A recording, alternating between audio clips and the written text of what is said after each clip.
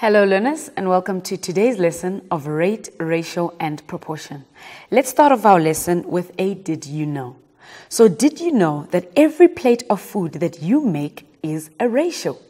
When you make a plate of rice, meat and those two delicious salads, they are actually a specific ratio. For example, there could be 3 spoons of rice, 2 spoons of meat and 1 spoon of each salad. The ratio then of meat to rice is 2:3. Let's look at the lesson objectives. So by the end of this lesson, you will be able to solve problems involving distance, speed, and time, solve problems involving whole numbers and percentages in financial contexts such as profit, loss, discounts, VAT, budgets, loans, simple interest, hire purchase, and exchange rates. And lastly, you will be able to determine how finance, speed, distance, and time relate to ratio and rate. So let's look at the concept map for today's lesson. Our focus is going to be on 2 sections. So we are going to be looking at rate, ratio, and proportion, but we are going to focus on distance, speed, and time. And then we are also going to focus on finance, where we are going to look at exchange rates, budgets, discounts, and profits, interest and loans, hire purchase, and simple interest. For our pre-knowledge, you should know how to find the highest common factor of 2 whole numbers. You should know how to substitute given information into an expression, an equation, or a formula. You should also know how to perform calculations with whole numbers. Let's do some practice for that pre-knowledge. So we are going to find the HCF, or the highest common factor, for the following numbers.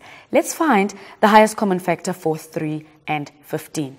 Now remember, 3 comes from 1 multiplied by 3, and 15 comes from 3 multiplied by 5. And if you remember how to find the highest common factor using prime factorization, then we are only going to look for the common factor. So when we look at for the common prime factor, that common factor is our 3. So for the highest common factor, that is going to be our 3. And remember, when we take that common factor, we also need to take the one with the lowest frequency. In this case, 3 only appears once in both numbers, so this means that our highest common factor is 3. Let's look at the next set of numbers. So now we have 24, and we also have 40. So I am first going to write these numbers as their prime factors. That is going to be 2 multiplied by 12. But if I am going to break that down further, that's going to be 2 multiplied by 2 multiplied by 2 multiplied by 3. And that is 12. I'm going to do the same thing for 40. That's 2 multiplied by 20. But if we break that down, it's going to be 2 multiplied by 2 multiplied by 2 multiplied by 5. And what are we going to do here? We are only going to look for the common one. And the common one in this case is 2. And when we look at the 2 in both cases, the lowest frequency is 3 times. So it appears 3 times in 24, and it also appears 3 times in 40. So that is going to be 3 times.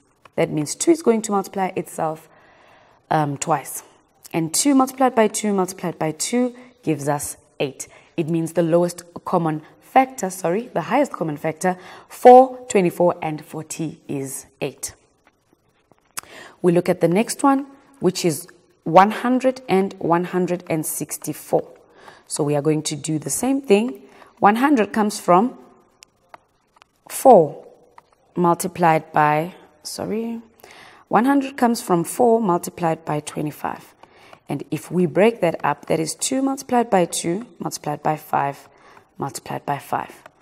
And if we look at 164, that is 2 multiplied by 82.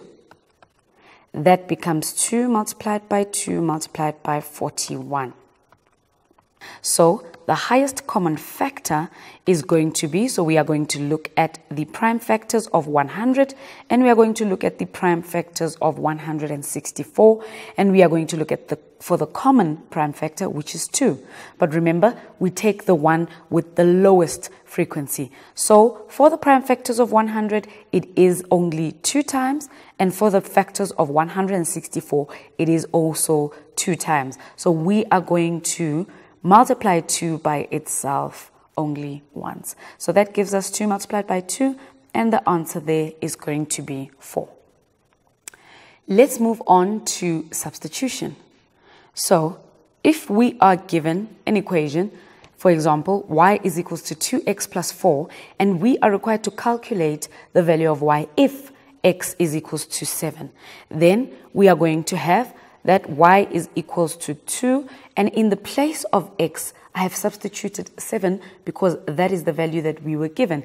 And remember, we use brackets for substitution. So that is going to be 2 multiplied by 7, and when we add 4, it is going to be 18. Another example is if we are given 2 unknown values to substitute. So for example, if I am given p is equals to 8x plus 5y, then I am required to calculate the value of p if x is 7 and y is 4. So I have there p is equals to 8x plus 5y. In the place of x, I'm going to substitute the 7.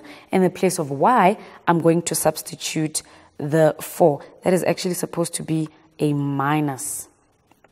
Sorry for that. So we have 8 multiplied by 7 minus 5 multiplied by 4. So 8 multiplied by 7 is 56. When we subtract 5 multiplied by 4, which is 20, then our final answer is going to be a 36. Let's move on to the keywords that we are going to be using during this lesson. So we are going to look at rate, which is a comparison of different quantities. For example, when we compare the number of laps completed to time. Ratio is a comparison of quantities of the same kind. So for example, learners to learners, because both boys and girls in a class are all learners. Distance, the length, path or route traveled between 2 points. For example, the distance from town A to town B is equals to 225 kilometers. Time is how long it takes for an event to occur. For example, it takes 1.5 hours or 90 minutes to drive from town A to town B. The distance moved over a certain amount of time or a certain period of time. For example, we have 55 kilometers per hour. Budget is an estimate of money to be spent for a certain period of time. For example, having a budget of 350 rands for 1 month. Then we are also going to look at discount. Discount is a reduction from the usual cost of something. For example, a 20 rand discount on a shirt that costs 130 means you will buy it for 110 rands. Profit, a financial gain between the amount spent and the amount earned. For example, buying something for 10 rand and reselling it for 15 rands equals 5 rand profit. A loss is when a product is sold for less than what it costs. So for example, buying something for 10 rand and then reselling it for 8 rand, that is a loss of 2 rand. Exchange rate, the number of units of a foreign currency that are bought to 1 unit of the local currency or vice versa. So for example, if $1 is equivalent to 18 rands and 1 cent. Then we are going to look at interest. That is a fee paid for borrowing money or money received from an investment. Interest is represented as a percentage. For example, being charged 250 rand by the bank for borrowing 2,500 rand. That is a 10%. That is a 10% interest. Simple interest is paid on the invested or borrowed amount only. There is no interest paid on the interest received. So for example, 7% interest is 630 rands. That could be earned or gained on 3,000 rands over 3 years. A loan is money borrowed with the promise of paying it back with interest. For example, if I don't have 5,000 Rand to buy a bed, the bank can lend me that 5,000 Rand. And then lastly, we have hire purchase, which is an arrangement for buying goods now and paying that money back later using monthly installments. For example, paying 550 Rands a month for 12 months to pay back the money that is borrowed. So those are the keywords that we are going to be looking at during this lesson. Let's quickly go to an ad break and then we'll see you just now.